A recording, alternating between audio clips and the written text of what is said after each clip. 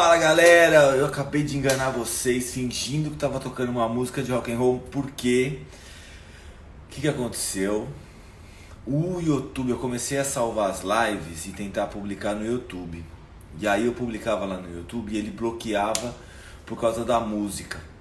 Então agora vai ter que ser sem música live, infelizmente. Tá bom? Então a gente finge que entra com rock and roll. Vocês vão entrando aí, dá aquele tempinho.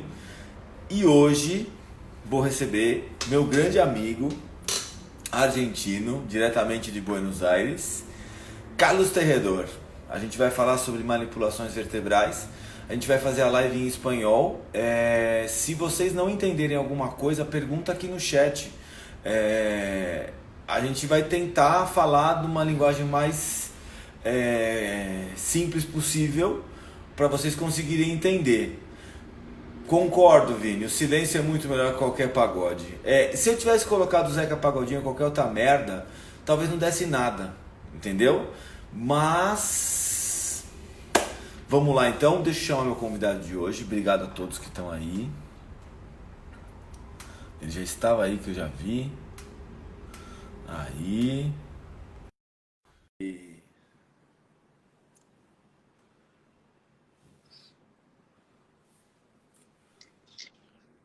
Dale, Charlie, ¿cómo anda? Ahora, Buenas ahora noches. no, ahora no puedo más poner rock and roll. No puedo. ¿Pero te la bloquea? Sí, me bloquea. No saben que soy Increíble. amigo. No saben que son músicas de mis amigos. No, es que es Ese es el eso. problema. Tenés que pagar.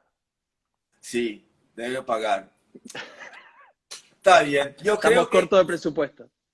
no, estoy haciendo una divulgación de un trabajo bueno, que creo que es bueno, como Ramón, por ejemplo.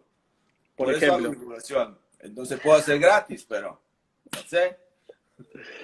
Me ¿Y parece cómo bien. estás? ¿Y cómo Muy estás? ¿Estás bien. bien? Muy bien acá con 102 días de cuarentena. Esto es malo, ¿no? Y Esto, está todo muy mal, pero bueno, vamos a ver qué pasa. Tenemos que sí, esperar. tengo que Por esperar. suerte, por suerte nos da mucho tiempo para estudiar, para prepararnos, para leer papers. El mundo científico está increíble.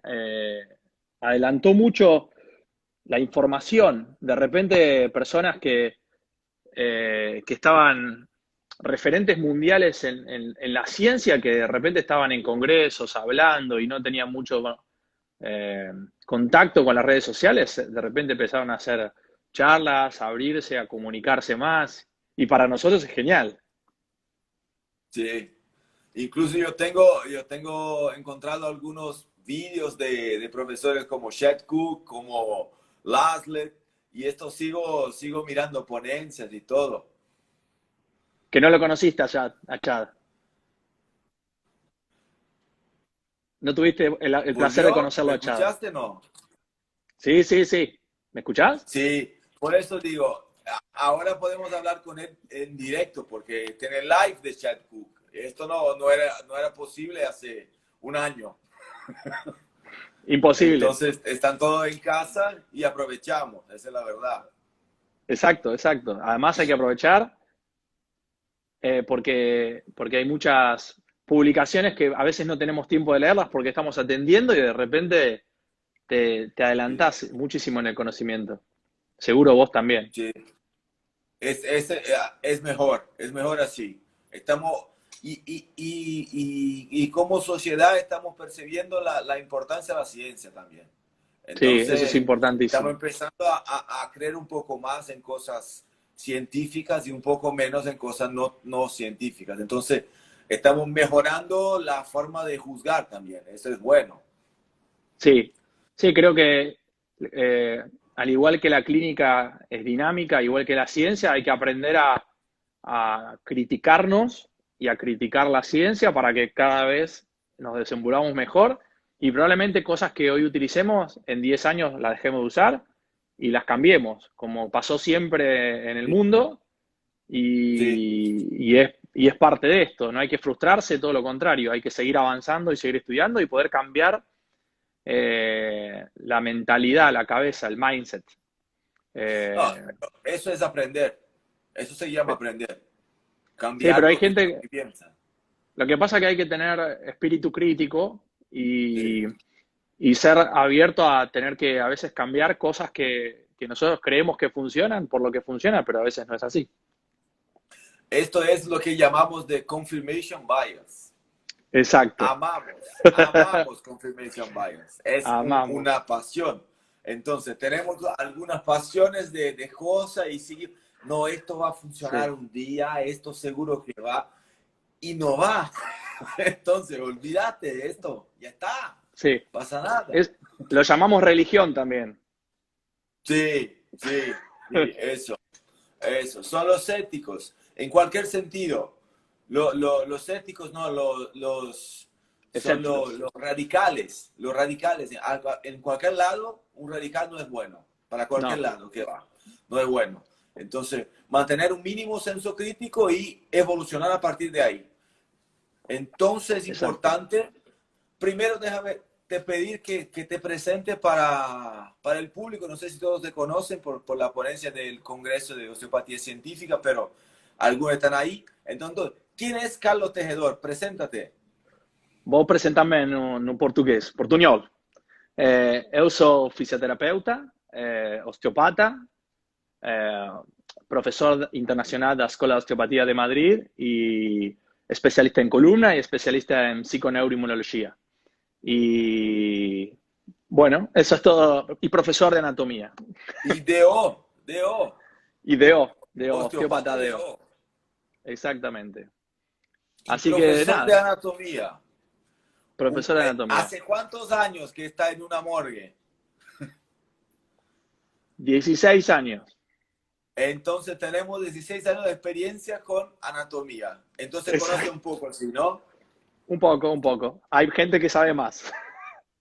Siempre. Siempre hay alguien que sabe más y un asiático que lo hace mejor. Sim. Então, pessoal, seguinte, quem quiser seguir, vai estar aqui em cima, ó. Carlos Terredor DO, entra lá, tem um monte de vídeo de anatomia, tem um monte de coisa legal na página dele, segue lá, vocês vão gostar. E se vocês não gostarem, sabe o que vocês fazem? Para de seguir e não enche o saco. Porque a página é dele, ele coloca o que ele quiser. Entendeu? É assim que Perfecto. funciona. Tan simple, não? Assim simple, Simple. não?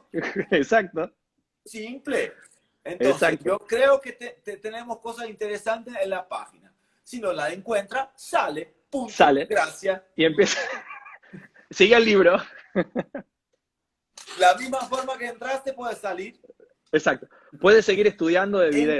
Entonces, sí, los videos son excelentes. Entonces, te felicito porque los videos son excelentes, didácticos. Y yo siempre digo así, existe una anatomía y existe una anatomía para los osteopatas. Es otra cosa. Existe Sí, una anatomía para los farmacéuticos. Existe una anatomía para los médicos. Existe una anatomía para cada uno. Y anatomía para el osteopata es otro tema. Otros puntos de importancia. es que eso es eso es la tarea de un profesor. El profesor no Sí, tiene que dar un tema, sino que lo que tiene que hacer es percibir cuál es el alumno, cuál es el que está escuchando, y una vez que percibimos cuál es el alumno, utilizar estrategias de comunicación para transmitir la información o hacer que el alumno aprenda la información que sea aplicable a su clínica. Entonces, la sí, anatomía tiene que estar aplicada para un fisioterapeuta, es una, para un odontólogo es otra, para un médico es otra, y tiene que ser así enseñada. Pero eso es el profesor, no puede venir cualquier anatomista y enseñar anatomía porque sí, porque no agarrás, no tomás, no pegás la información más importante. sí, sí. Es diferente. Anatomía es una cosa. Anatomía para alguien es otra cosa. Lo mismo que la fisiología y la osteopatía y Sí, todo. sí, siempre. Sí, sí, Usted tuvo una ponencia buenísima de manipulaciones espinales en lumbalgias. sí, Entonces vamos a intentar hablar un poco de este tema. Entonces, primer punto siempre que es importante es conocer el problema. Entonces tenemos dos problemas ahí. Manipulaciones vertebrales, ¿por qué? Tenemos manipulaciones de quiropratas, manipulaciones de osteopatas, manipulaciones de terapia manual ortopédica. Entonces, ¿cómo podemos definir manipulaciones y cómo podemos definir lumbalgia? Ok, voy a empezar por lo más fácil, que es lumbalgia. Está bien. La lumbalgia se define en eh, dolor lumbar que va de la charnela toracolumbar hasta debajo del pliegue glúteo. Y ese es el primer problema. Sí, Porque definir dolor lumbar, tenemos que tener en cuenta que ahí tenemos la pelvis, tenemos la cadera, tenemos el glúteo, tenemos un montón de vísceras en la columna lumbar, tenemos músculos, entonces hay muchas estructuras que pueden dar dolor lumbar. Dentro de eso, tenemos que diferenciar lo que es lumbalgia específica y lumbalgia no específica, que es la categorización de la lumbalgia. Lumbalgia no específica es, no sabemos por qué tenemos el dolor lumbar, pero lo tenemos. Y eso abarca al 95% de la población mundial que tiene dolor lumbar. Y hay un 5%, entre un 3 a 5% de personas que tienen lumbalgias específicas. Sabemos por qué tienen dolor lumbar. Y eso es, por lo general, banderas rojas o cosas graves. Por ejemplo, un canal estrecho lumbar por una adquirido o congénito, que se termina complicando con una hernia, por ejemplo. Una radiculopatía severa por una hernia, pero severa, con déficit neurológico.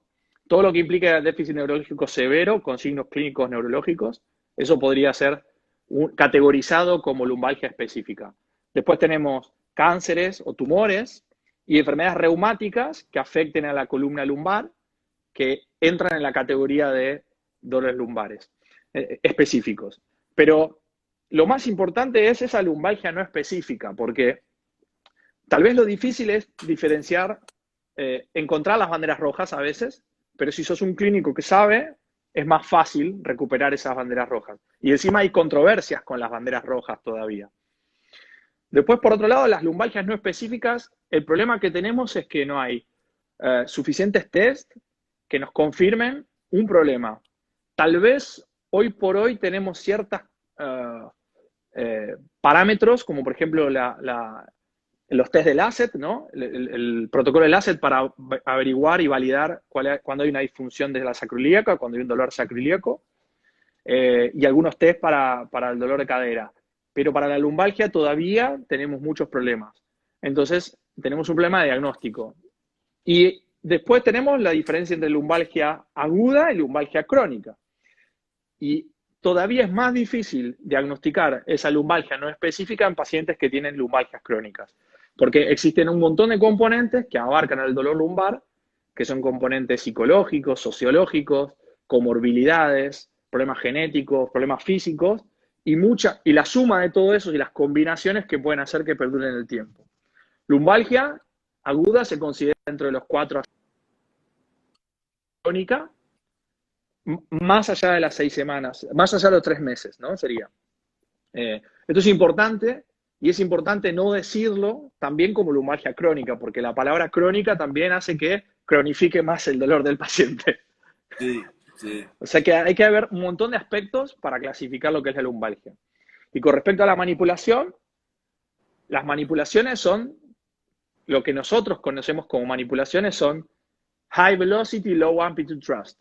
Son técnicas de alta velocidad, de corta amplitud, que generan un efecto neurofisiológico que modifica la sensibilización de la metámera y la sensibilización central, es decir, la sensibilización periférica y central. Entonces, esas serían las grandes diferencias. ¿Cuál es el problema? ¿Cuál es la diferencia entre la manipulación quiropráctica, osteopática, de un médico o de un quiropráctico? No sé si lo dije. Que utilizan diferentes parámetros para manipular. ¿Ok? Movilización sería una movilidad articular, como una técnica de Maitland o una técnica de Mulligan, por ejemplo, o un Calderborn. Y manipulación sería una técnica de Trust, ¿no?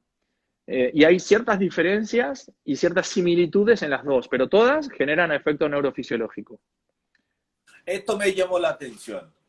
Porque cuando aprendemos manipulaciones vertebrales, pensamos siempre que vamos a poner algo en su lugar o que el ruido va a ser algo es importante. Entonces, los efectos mecánicos, ¿cómo está hoy en día cuando hablamos de efectos mecánicos de manipulaciones?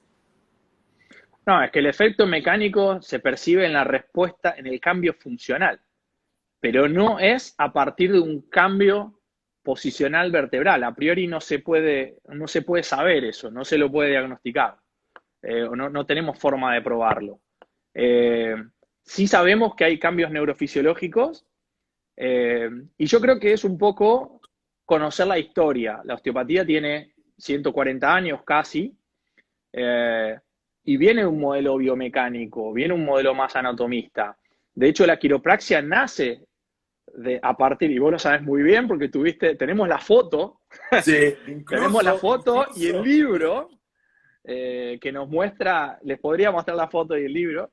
David Palmer, que es el creador de la quiropraxia, estudió, y en su libro, en su primer libro, dice que estudió con Struthers. Struthers fue un osteópata de la primera promoción de Steel, y ahí fue donde aprendió técnicas de manipulación. Y en esa época, los principios eran mecánicos, porque no tenían forma de ver qué pasaba. Lo mismo pasó con los diagnósticos de impeachment de hombro, o que antes se creía que, cuando empezaron a salir los rayos X, se creía que el problema era el acromion tipo 3, que estaba comprimiendo. Después salió la resonancia y decían que era el tendón y después se dieron cuenta que en realidad pacientes que tenían dolor bilateral, y no hay correlación causalidad entre el impeachment de hombro y el dolor. Sí sabemos que hay cierta causalidad, pero no siempre. Entonces, claro, la historia nos va diciendo que tenemos que cambiar nuestra forma de pensar las manipulaciones. Y yo creo que a partir de Irving Core, que se empezó a entender el sistema de sensibilización metamérica, que en realidad era facilitación metamérica en su época, a partir de ahí la osteopatía cambió a un modelo neurofisiológico. Entonces, ahora cuando hablamos de manipulaciones, de sus efectos, se debe pensar en efectos neurofisiológicos. Entonces, son los más importantes de hoy. Es pensar en los efectos neurofisiológicos y estos efectos que son los que van. Un beso, Mini. Esos efectos son lo más importantes para nuestra clínica hoy, ¿no? Sí, son los más importantes. Al punto de que tenemos que tenerlos en cuenta como dentro del contexto de lo que estamos tratando. ¿Por qué? Porque uno piensa en el ruido a veces, ¿no? Piensa en que quiere cambiar a veces la posición de la vértebra y demás, y en realidad nosotros tenemos que pensar que afectamos a un sistema y que buscamos mejorar la funcionalidad, porque se sabe que incluso cuando uno se enfoca en la funcionalidad, por lo general el dolor mejora. Entonces el paciente viene con dolor y quiere eso, aunque también tiene limitación en poder tocarse los pies, sentarse, hacer un montón de cosas, pero su principal queja es el dolor. Entonces, si lo enfocamos en mejorar la funcionalidad, el paciente también apaga más la información del dolor. Eso está demostrado ya. Yo siempre digo de los cuestionarios de evaluación lumbar. Sí. Tenemos cuestionarios que son divididos en dos, que son dolor e incapacidad. Entonces, cuando encontramos un paciente con dolor lumbar, sí o sí se piensa en dolor e incapacidad. Si no, no está evaluando todos los problemas posibles que este paciente puede tener. Sí, hay un montón de test que se pueden hacer, un montón de cuestionarios, como el cuestionario de Oversty, de funcionalidad, el de Roland y Morris, funcionalidad. Tenemos la escala de EVA, que es la escala de visión analógica para medir dolor. Y también tenemos cuestionarios muy interesantes como el de McGill, que mide otras cosas, ¿no?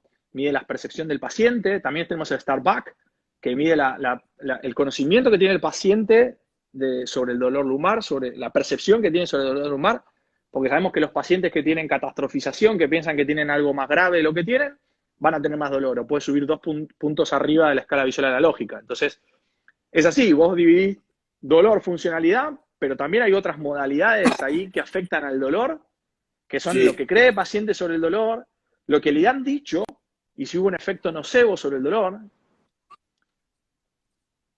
Entonces esas cosas son importantes. Sí. Cuando evaluamos los efectos de las manipulaciones en dolores lumbares, entonces, por ejemplo, en algunos casos se encuentra lo que llamamos de factores predictivos. Sí, Entonces, por ejemplo, para hacer utilizar una manipulación cervical, se indica que el paciente tenga algunos parámetros de limitación de amplitud, dolor en una dirección, una preferencia direccional o algo así. Entonces, ¿existen algunos factores predictivos de dolor lumbar que son importantes evaluarnos? sí, hay ciertas características de los pacientes que tienen dolor lumbar eh, que si lo tienen, la manipulación va a ser efectiva. Eso es importante, porque si vos encontrás eso en un paciente, te está sugiriendo que lo mejor que puedes hacer ahí es manipular. Hay factores predictivos. Por ejemplo, pacientes que tienen problemas en la lateroflexión, pacientes que tienen problemas en la extensión y pacientes que tienen problemas en la cadera, en movilidad de la cadera, esos pacientes, cuando lo manipulás, van a tener mayor beneficio. Esos son pacientes que es importante hacerles una manipulación. No sé si me di a entender. Entonces es extensión, Extensión, inclinación lateral la inclinación lateral. y rotación de cadera. Sí, movilidad de la cadera. En realidad, ya te digo qué test es, porque lo tengo acá. Lo estaba buscando justamente para mostrártelo. Pero sí, es un problema en la movilidad de la cadera o incluso si no se puede tocar los pies. Lo que pasa es que lo que no tiene que tener es un straight race, ¿no? Lo que no tiene que tener es un test positivo de estiramiento del nervio, ¿no? No tiene un test neurológico. También Está sabemos bien. que pacientes que Entonces, tienen dolor lumbar, la fascia toracolumbar tiene disminución de su movilidad y como la fascia toracolumbar eh, tiene unas características muy específicas que transmite dolor, además lo que hace, perdón, transmite fuerza, disculpen, transmite fuerza, provee coordinación y provee propiocepción, y además las diferentes láminas de la fascia toracolumbar, que conecta incluso la cadera con el brazo, con el miembro superior, y con el tronco en la parte superior, tiene diferentes láminas con diferentes receptores. Incluso hay receptores, por ejemplo, algo interesante como forma de diagnóstico es que la fascia superficial tiene receptores de dolor, más receptores nociceptivos, y la fascia profunda un poco menos, pero las características de dolor son diferentes incluso. Si tenés un dolor más superficial, es un dolor más quemante. Y si es más profundo, es un dolor más punzante, más como si te apuñalaran. Entonces, esas características te ayudan a saber qué puede estar pasando o en qué zona puede estar pasando. Si bien eso se midió en la zona glútea, también es transferible a la parte de la columna lumbar. Entonces, como factores predictivos, sabemos que los pacientes que tienen dolor lumbar tienen pérdida del control motor. Entonces, se le puede hacer un test que es el double prone straight raise, que es boca abajo con las dos piernas estiradas, que la mantenga, y esos pacientes lo más probable es que no puedan sostenerlo. Entonces te puede dar un test de que está teniendo un problema en el control motor gracias a la fascia torcolumbar. No sé si me di a entender. ¿sabe?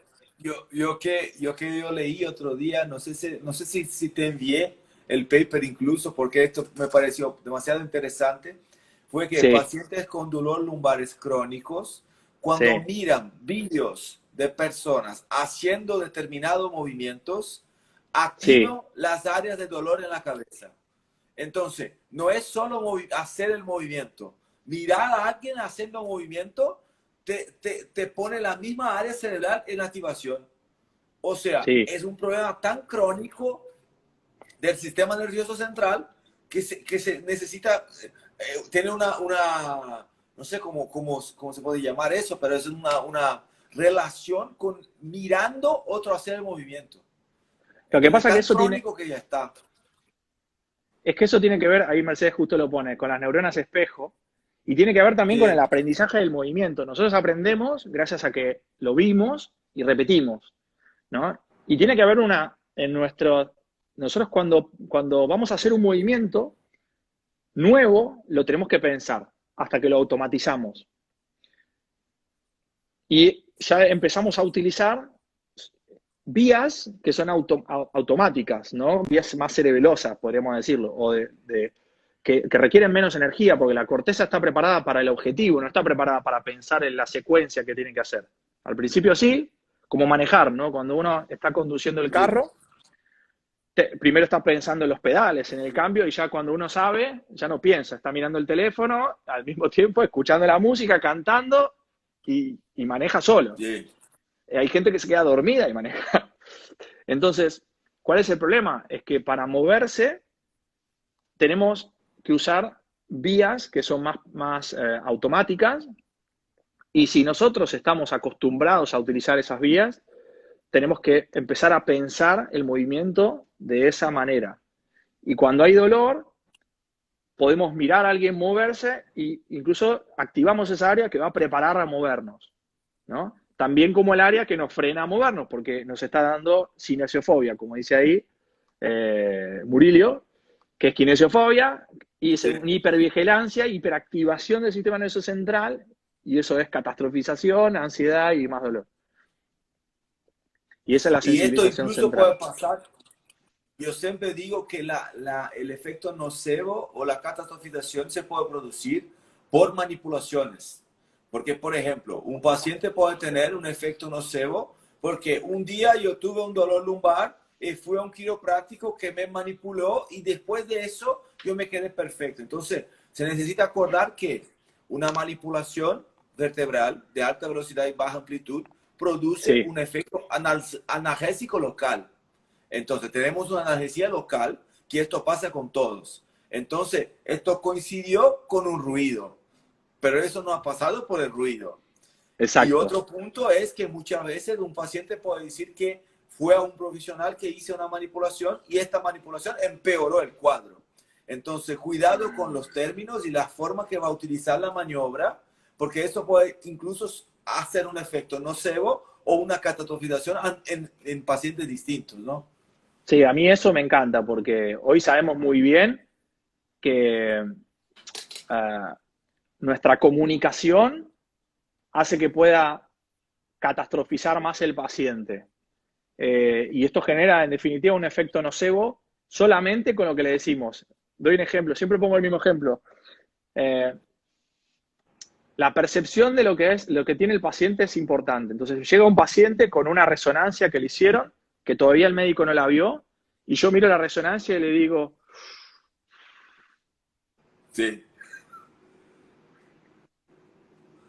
¿no? Y Gracias.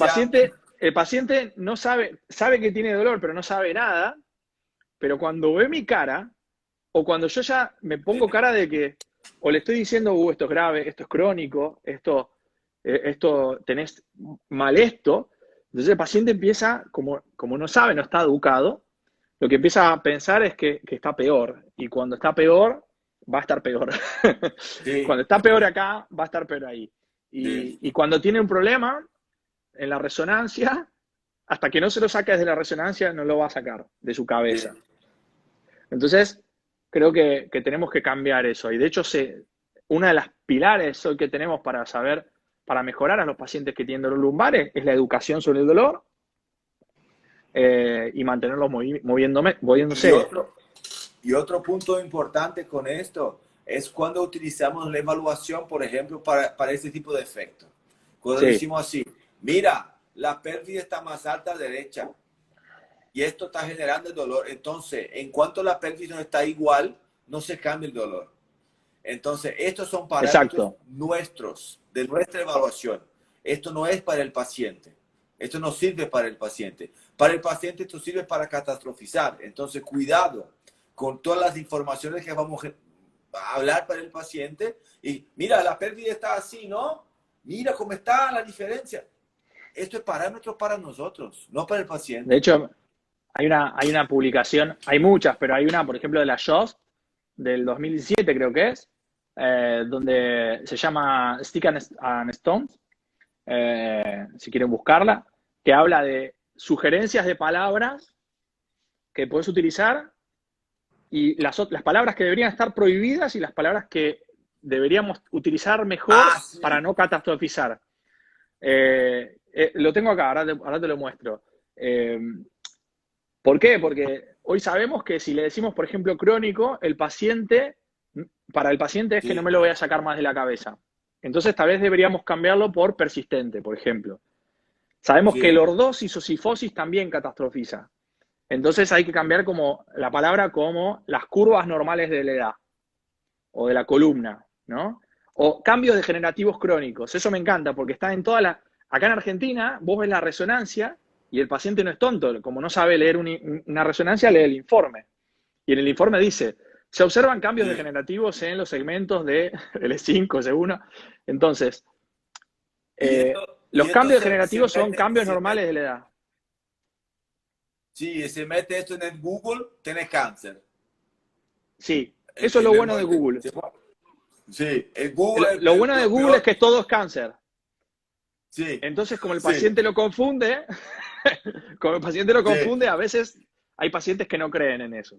El problema es que los profesionales de la salud tenemos que saber cómo decirle las cosas a los pacientes. Y sí. de hecho La hay comunicación es entrenamiento para importante. eso. Hay Sí. entrenamiento para eso, se sabe y hay que hacerlo. Es importantísimo. Mira, tengo el artículo acá, era de Sadler. Era problemas en el rango de lateroflexión, en la extensión lumbar y en hamstring mobility, el acortamiento de los isquiotibiales.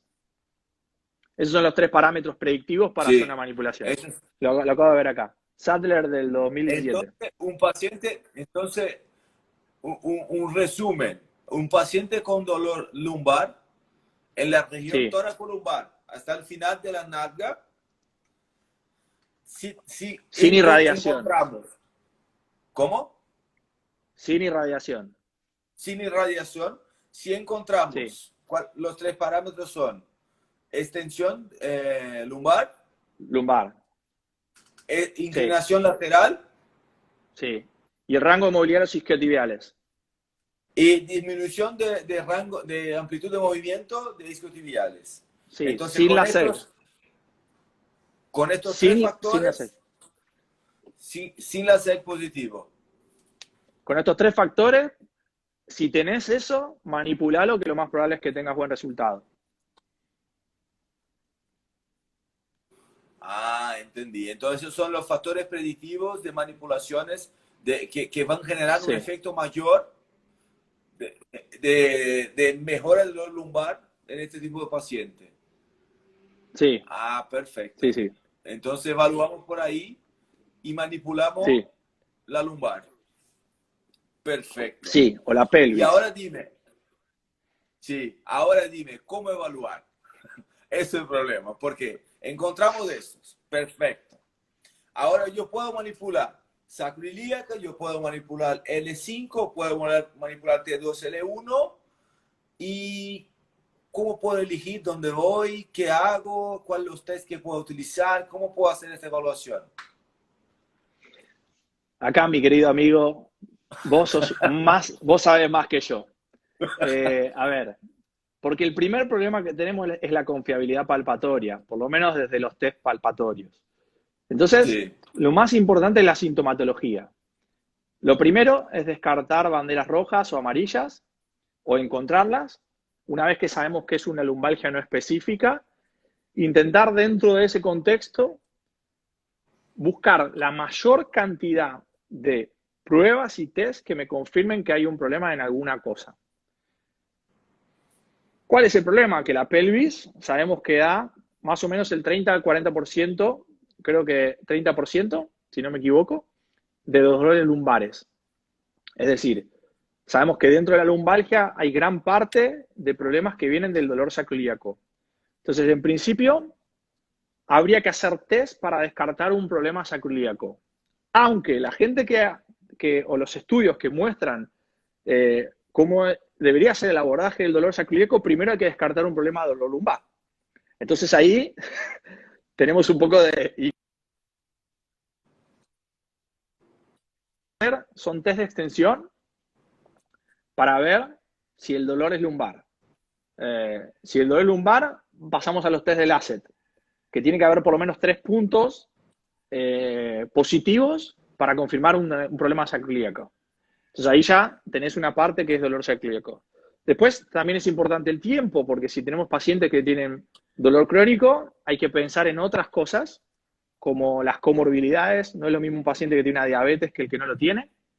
No es Sí. lo mismo el paciente que tiene el dolor por primera vez, o si el dolor es agudo, que el que no lo tiene. Sabemos ¿Sabes qué? que... Los problemas metabólicos, ahora Sí, tenemos una revisión sistemática que los problemas metabólicos aumentan 2.5 hasta 3 veces la chance de tener un problema musculoesquelético. Entonces, sí, pero eso es obvio. sí, sí, pero ahora tenemos eso en ciencia. Antes creíamos eso y conocíamos eso que es posible, pero ahora tenemos eso, no, son 2.5 hasta 3 veces mayores los problemas musculoesqueléticos. Entonces, son otros factores que descartamos en la anamnesis, ¿no? Porque ahí Eso es preguntamos, interesante. colesterol, diabetes. Eso es interesante. Eso es nuestro desconocimiento como fisioterapeutas, creo yo, de la fisiología general. Y mismo para la... Mirá, yo siempre pongo este ejemplo, y creo que lo hablamos en algún momento, o lo hablé con Amatusi.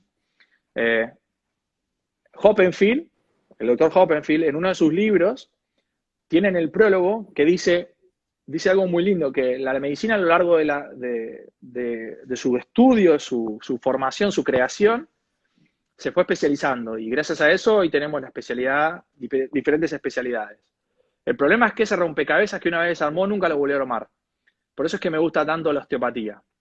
¿Por qué? Porque tenemos que entender la globalidad de la persona y no de forma teórica. Tenemos que tratar de entenderla desde la fisiología, de cómo funciona el cuerpo. Pero si vas a la fisiología básica, el sistema inmunitario es lo que repara los tejidos. Entonces, si yo estoy con un problema metabólico, mi sistema inmunitario va a tener la prioridad ahí. Porque el músculo no es tan prioritario como el sistema metabólico, porque es el que me provee energía. Los ejes de estrés activan al intestino. Entonces, el reparto energético va a ser diferente. Las sustancias antiinflamatorias dependen mucho del intestino. Si no, generamos procesos proinflamatorios. Entonces, a veces hay pacientes que sostienen un problema más tiempo del que parece solamente porque tienen un problema intestinal. Y eso incluso desde muchas perspectivas lo podemos ver. Pacientes que tienen Sí, desórdenes metabólicas a veces tienen más propensión a lesionarse, ¿no? A desgarros. Y eso está sí, evidenciado. sí. Pero es loco. Esto pasa porque, y hoy por hoy creo que está pasando menos, pero la ciencia estaba muy apartada de los clínicos.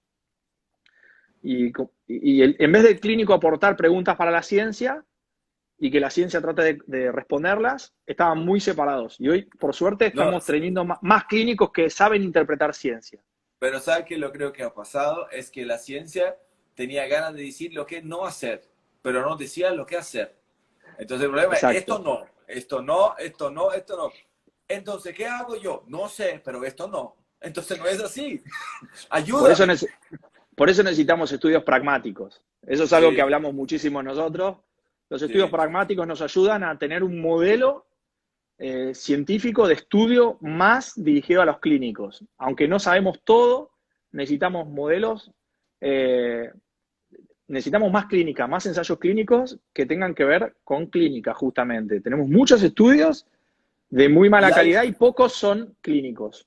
y hay un punto importante ahí que es así, es poner la osteopatía en la posición que puede ayudar. Por ejemplo, Exacto. si tenemos un problema ginecológico, el primer profesional no es el osteópata. Entonces, un paciente va a tener un tratamiento con un médico, el tratamiento estándar de este problema, y la osteopatía va a llegar como un adjunto, no como principal.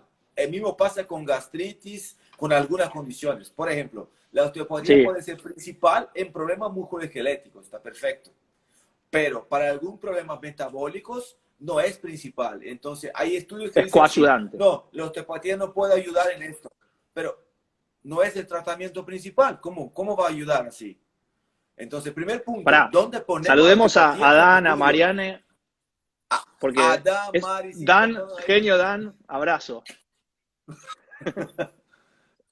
Entonces, Sí, es el así. tema es ese, no ponemos la osteopatía donde puede producir algo. Y ahí Yo creo evaluamos, que, no, osteopatía no funciona para eso. No, no, espera, no es el principal ahí.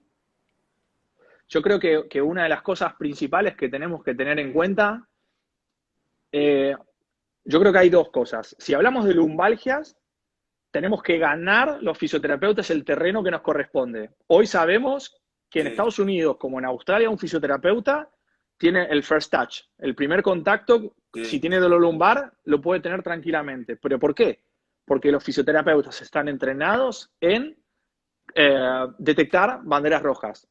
Y todavía hay conflicto con eso, incluso. sí, Hay mucha sí. discusión Y con las hay una banderas rojas y economía, demás. en estos estudios tenemos una economía cuando el Ganancias, fisioterapeuta costo-beneficio. de $2.800. Entonces, cuando un Exacto. paciente tiene un dolor lumbar, boludo. Feliz día de los boludos. Un placer. Entonces, cuando un paciente tiene un dolor lumbar, busca un fisioterapeuta por primer contacto, tiene una economía de $2.800. Esa es la verdad. Sí, Entonces, si usted como paciente quiere economizar, busca un fisioterapeuta primero. Ahí exacto. después buscamos lo que te ayude. Entonces ahí tenemos un problema.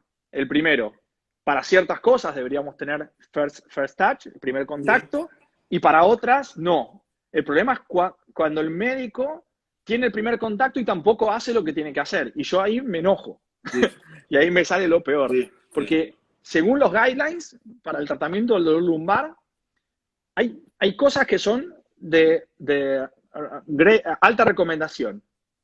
Primero, educación sobre el dolor. Y segundo, ejercicios. Es sí, decir, eso es lo cognitivo-conductual sobre el dolor y ejercicios. Y después, como una recomendación moderada, viene la manipulación, un poco de acupuntura. Y recién en tercera línea viene la indicación de rayos de imágenes, incluso está desrecomendado, y los antiinflamatorios o los opiáceos según algunos pacientes, si es una lumbalgia aguda o es crónica. Entonces, ¿qué hace un médico que tiene dolor lumbar? Lo primero es lo que está, incluso a más veces de abajo. recomendado, exacto, va debajo de las líneas de recomendación. Y Sí. esto es Podemos que el cambiar así, ¿no? clínico, esto es que el médico no sabe interpretar la ciencia. Incluso tenés Sí, guidelines y tampoco saben qué es un guideline o interpretarla.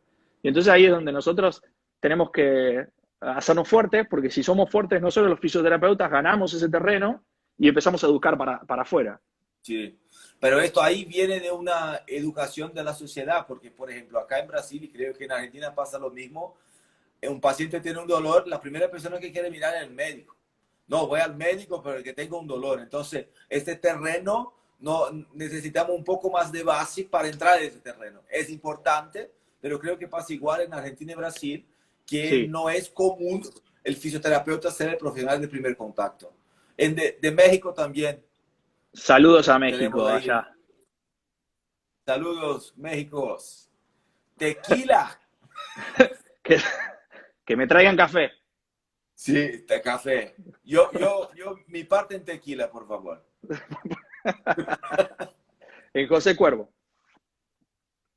Sí, pero un otro punto importante es que ya hablamos de eso, pero para definir bien, porque algunos estudios ponen manipulación vertebral y describen eso como Osteopathic Manipulative Treatment, OMT.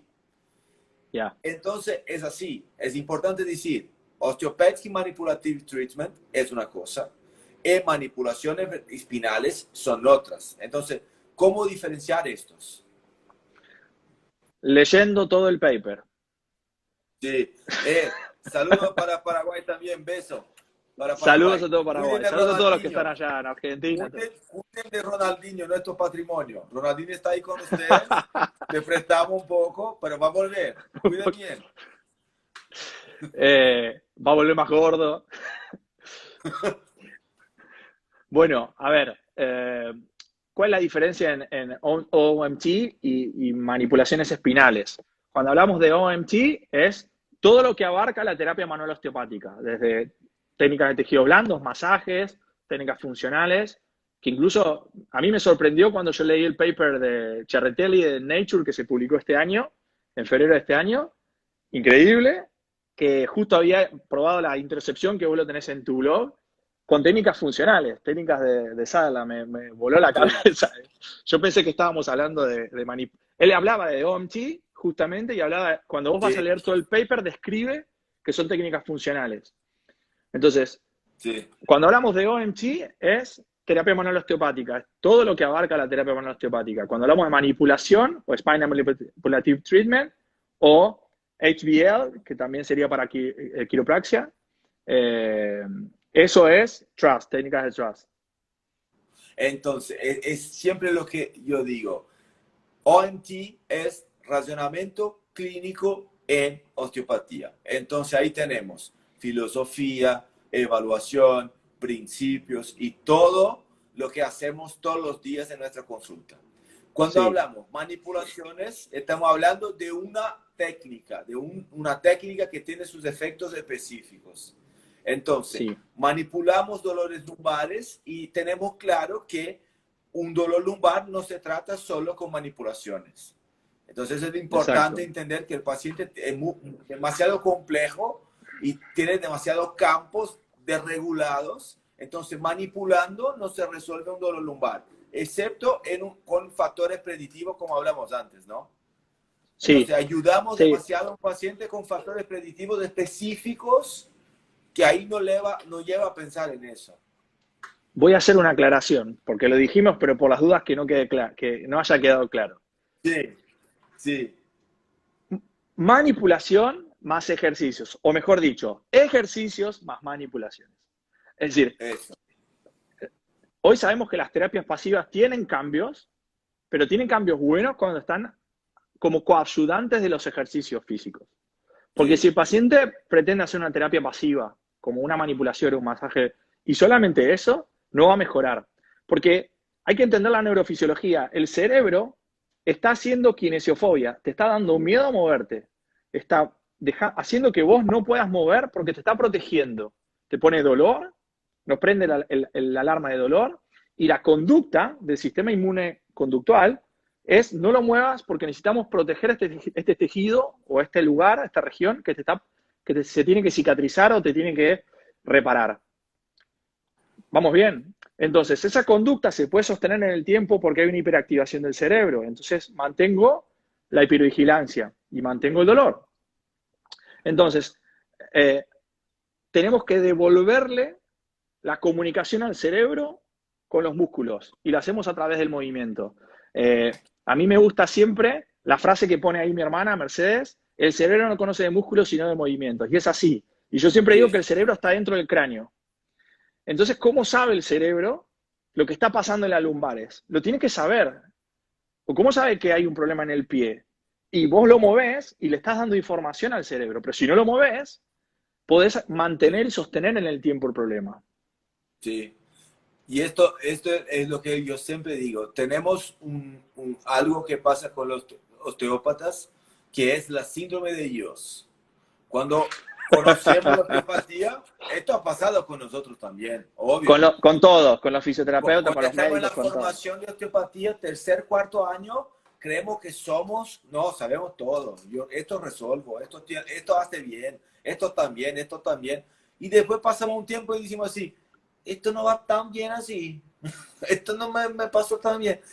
¿Y cómo puedo ayudar más? Entonces, siempre encontrar buenas derivaciones para nuestros pacientes, porque Exacto. algo puede ser un problema nutricional, entonces un nutrólogo puede ayudar, algo puede ser un problema endocrino, algo puede ser un problema neurológico, algo puede ser un problema de una otra. Entonces, tan importante cuanto conocer y evaluar es saber derivarlo para lo que Sí. necesite. Algo que me gusta, hay una pregunta para vos, la última. Ah, Esa sí, pregunta es para vos. cambiamos Para, entonces. hay una pregunta para ahí. Porque yo ya sé, pero vos la vas a responder mejor. Mirá, creo que lo que vos decís es súper importante, muy importante. saber derivar, saber cuándo. Y nosotros somos el mejor ejemplo, los profesores, la gente que estudia muchísimo, somos el mejor ejemplo de que no nos funciona todo. Justamente estudiamos tanto porque todavía hay pacientes que no terminan de mejorar. Sí, Si mejoraran todos, no estudiaríamos. sí, sí, Venderíamos cursos y haríamos solamente eso y no sí, investigaríamos. Claramente tenemos dudas, aprendemos de nuestros errores y aprendemos de aquel paciente que no mejora. Y somos tan locos, somos tan frikis que queremos y que nos vamos yo me voy a mi casa a veces pensando y me estoy bañando y estoy pensando, ¿y este tipo por qué no mejora? Y, y estoy así y no me gusta. Y por eso hay que seguir estudiando. No lo vamos a saber sí, todo. siempre. Siempre. Mira, y tenemos un poder grande que se llama global de la pelvis. Sí. Entonces, no podemos olvidar nunca de nuestro No. poder. Esto es el super triunfo, es El el as de espada, comodín, como decimos nosotros. el Sí. comodín, el algo, la global de la pelvis. Entonces, sigue como la mejor maniobra que se puede tener. Sí, yo creo que hoy tenemos que hacer otras preguntas, como ¿qué pasa con un paciente que tiene una lumbalgia aguda con técnicas específicas en vez de las Sí, lumbalgias crónicas? Creo que sería un buen paso. Hay otras preguntas eh, yo creo que son más, ¿es la pelvis o es la lumbar? ¿No? A veces esas sí, cosas nos tenemos que hacer algunas preguntas ahí. Todavía falta, me parece, un poco más de cuestiones. Pero como siempre decimos, cada vez que contestamos una pregunta con la ciencia, tenemos 100 preguntas más. Así que sí. Cuando cada contestamos vez sabemos una, menos. descubrimos que tenían 5 que no fueron contestadas a partir de Exacto, eso. Entonces, exacto. y estas de manipulaciones específicas o no específicas que me han preguntado ahí, de las leyes de Freiheit y todo, yo voy a tener una live especial con un Ronaldo. alumno que produjo un paper sobre justo este tema, que publicamos en Journal of Physiotherapy, que va a salir ahora primera semana de julio. No, en la Physical Therapy. En la No, Physical Therapy. no, Journal of Physiotherapy de Australia. Ah, ok. Publicamos en la de Australia. Claro, en la Entonces, Physical Therapy. publicamos ahí, entonces voy a hacer una live con él que vamos a explicar los efectos mecánicos y los efectos neurofisiológicos en pacientes con dolor lumbar inespecíficos. Entonces tenemos un paper ahí que voy a hacer una live específica de eso. Entonces, porque es interesante los resultados y interesante la reproducción de la condición clínica que hicimos en este paper. Entonces, nuestra atención mayor fue reproducir cómo un clínico de osteopatía podría ser para evaluar este tipo de paciente. Entonces, eso es Perfecto. importante. Entonces, Sí, yo creo que... No, termina. no, yo creo, este es el tema de los estudios pragmáticos. Entonces, cuando reproducimos situaciones clínicas reales, miramos lo que podemos hacer y hasta dónde podemos llegar. Y lo importante con eso es saber que donde no llegamos, buscamos otro camino. No, Exacto. no tenemos un camino bloqueado. Tenemos Lo uno que sabemos primero, que no funciona, buscamos otro. yo creo que hay que ser simple. Sí, Lo primero es que la palabra lumbalgia no específica, que es el 95% de personas que tienen dolor lumbar, justamente te está diciendo todo, que es, si bien es un síntoma, eso quiere decir que no podemos encontrar bien la causa. sí, Y ahí es nuestra mayor desventaja que tenemos. Entonces, bueno, vamos a tratarlo igual. ¿Qué podemos hacer para tratarlo? Bueno, tenemos técnica de manipulación, masajes, acupuntura, lo que sea. ¿Cuál es la que mejor funciona? ¿Cómo podemos ayudarlo? El ejercicio ya sabemos que funciona, la educación sobre el dolor funciona, la manipulación funciona. Tenemos evidencia moderada que pero mira, mejora la movilidad. Tenemos mira evidencia moderada que mejora el dolor. una perfecta combinación. Tenemos un paciente con una catatofización, un fear avoidance behavior. ¿Y qué hacemos Sí, entonces? Manipulamos, desbloqueamos una área central y ponemos para hacer el ejercicio después. Genial, ¿no? Y simple. claro. Y hay Trabajamos que con el educar. simple que funciona. Perfecto. Entonces, Perfecto. poner la osteopatía, los recursos, donde se debe poner. Y ahí tenemos los Sí, máximos resultados. Eso es importante. sí, sí, yo creo que una de las mejores cosas es que en la filosofía de la osteopatía siempre estuvo el escuchar al paciente, el vínculo terapéutico, que eso se sabe que puede subir o bajar la escala de dolor, y también enseñarle al paciente lo que tiene. Creo que eso es algo también que el doctor Steele hacía, ¿no? Porque trabajaba con pacientes psiquiátricos y tenían especialistas en psicología dentro de su departamento. Nosotros estuvimos ahí. Entonces, Sí. hay que educar al paciente. Hoy tenemos otras terapias que nos enseñan cómo educarlo, saber lo que decirle, Cómo aprender que las hablar con manipulaciones son ellos, importantes. la comunicación con ellos Sabemos es que, tan importante.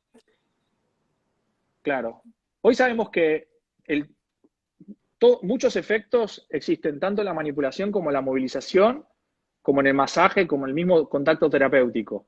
Sí. Entonces, y efectos a nivel central, incluso periféricos. Entonces, hay que aprovechar eso. Hay que aprovechar la terapia manual, la que sea, pero hay que hacerla, hay que tocar al paciente, pero sin olvidarse que antes está educar sobre el dolor que tiene y ejercicios.